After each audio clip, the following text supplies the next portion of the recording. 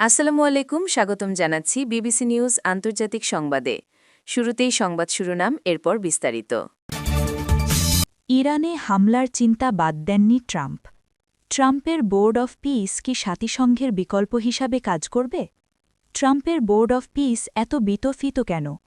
দক্ষিণ কোরিয়ার সাবেক প্রধানমন্ত্রীর ২৩ বছরের কারাদণ্ড। দর্শক, এতক্ষণ শুনছিলেন সংবাদ শিরোনাম। এখন বিস্তারিত। আপনি যদি ইসরায়েলের ধ্বংস চান এবং মুসলিমদের পাশে থাকেন, তাহলে ভিডিওতে লাইক করে চ্যানেলটি অবশ্যই সাবস্ক্রাইব করে দিবেন এবং আপনার মূল্যবান মতামত অবশ্যই কমেন্টে লিখে জানিয়ে দিবেন। এখন বিস্তারিত। ইরানে হামলার চিন্তা বাদ দেননি ট্রাম্প। ইরানে হামলার চিন্তা বাদ দেননি মার্কিন প্রেসিডেন্ট ডোনাল্ড ট্রাম্প, বরং চূড়ান্ত হামলার জন্য সহযোগীদের সাথে পরিকল্পনা করছেন তিনি।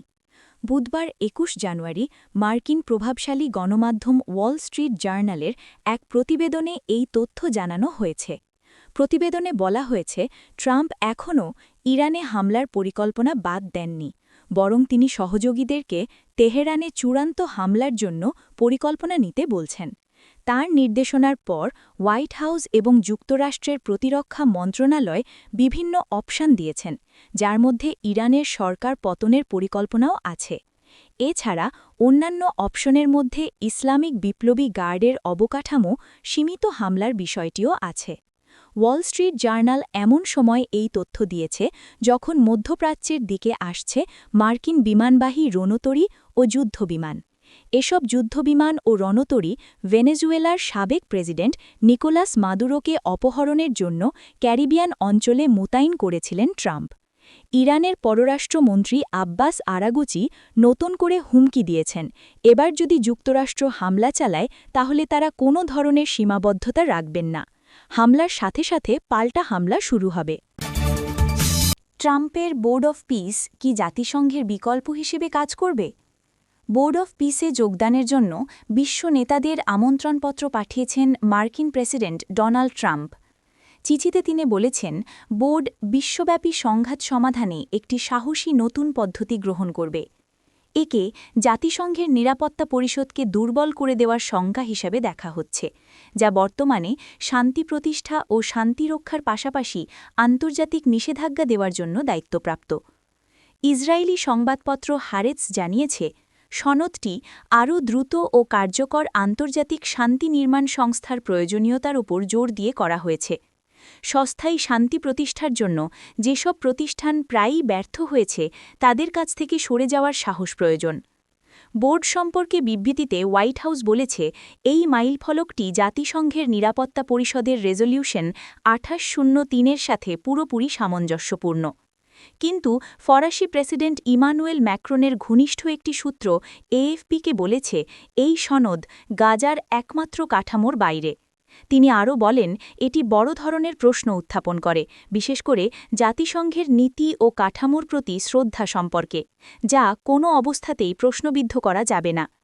অন্যদিকে কুইন্সি ইনস্টিটিউট ফর রেসপন্সিবল স্টেটক্রাফটের খালেদ এল গিন্দি রয়টার্সকে বলেছেন, প্রশাসনের পক্ষ থেকে এমন ধারণা আসছে যে তারা শান্তি বোর্ডের পরিধি আরও বিস্তৃত করতে এবং এমনকি বর্তমান জাতিসংঘ ব্যবস্থা প্রতিস্থাপনের কথাও বলতে চায়। ট্রাম্পের বোর্ড অফ পিস এত বিতর্কিত কেন? ডোনাল্ড ট্রাম্পের গাজা শান্তি পরিকল্পনার অংশ হিসেবে প্রাথমিকভাবে জাতিসংঘের সমর্থনপুষ্ট মার্কিন প্রেসিডেন্টের নতুন আন্তর্জাতিক অন্তর্বর্তীকালীন সংস্থা সম্পর্কে বিস্তারিত তথ্য প্রকাশের সাথে সাথে এটি নিয়ে উদ্বেগ ও বিতর্ক তৈরি হচ্ছে।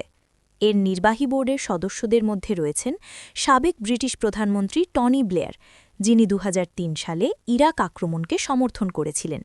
নির্বাহী সদস্য ইস্যু ছাড়াও বোর্ডে স্থায়ী সদস্যপদের জন্য ফি হিসেবে $১ বিলিয়ন নির্ধারণ, জাতিসংঘের ভূমিকা সম্পর্কিত উদ্বেগ ইত্যাদি ইস্যুতে কিছু গুরুত্বপূর্ণ বিষয় নিয়ে প্রশ্ন তৈরি হয়েছে।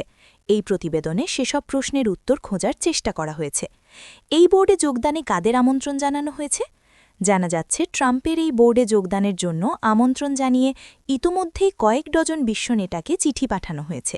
তাদের মধ্যে রয়েছেন অস্ট্রেলিয়ার প্রধানমন্ত্রী অ্যান্থনি অ্যালবানিজ, ব্রাজিলের president Luiz Inacio Lula da Silva, Cypriot রাষ্ট্রপতি নিকোস খ্রিস্টোডুলিডেস, মিশরের president Abdel Fattah al Sisi, ইউরোপীয় কমিশনের সভাপতি Ursula von der Leyen, Greek প্রধানমন্ত্রী কিরিয়াকোস মিৎসোটাকিস, ভারতের প্রধানমন্ত্রী নরেন্দ্র মোদী, জর্ডানের প্রধানমন্ত্রী জাফর হাসান, পাকিস্তানের রাষ্ট্রপতি আসিফ আলী জারদারি, পোলিশ রাষ্ট্রপতি ক্যারোল নৌরকি, রুশ প্রেসিডেন্ট ভ্লাদিমির পুতিন, তুর্কি প্রেসিডেন্ট রজব তাইয়েব এরদোগান, যুক্তরাজ্যের প্রধানমন্ত্রী স্যার কিয়ার স্টারমার, নিউজিল্যান্ডের প্রধানমন্ত্রী ক্রিস্টোফার লোকসান। দক্ষিণ কোরিয়ার সাবেক প্রধানমন্ত্রীর ২৩ বছরের কারাদণ্ড। দক্ষিণ কোরিয়ার একটি আদালত আজ বুধবার দেশটির সাবেক প্রধানমন্ত্রী হান গাক-সুকে ২৩ বছরের কারাদণ্ড দিয়েছে। তিনি বেসামরিক শাসন সাময়িকভাবে স্থগিত করে সামরিক আইন ঘোষণায় সহায়তা করেছিলেন বলে অভিযোগ রয়েছে। আজ বুধবার সিউলের সেন্ট্রাল ডিস্ট্রিক্ট কোর্টে রায় ঘোষণার সময় বিচারক লি জিনগওয়ান বলেন, হান ডাক-সু সংবিধান ও আইনের শাসন রক্ষায় ব্যর্থ হয়েছেন।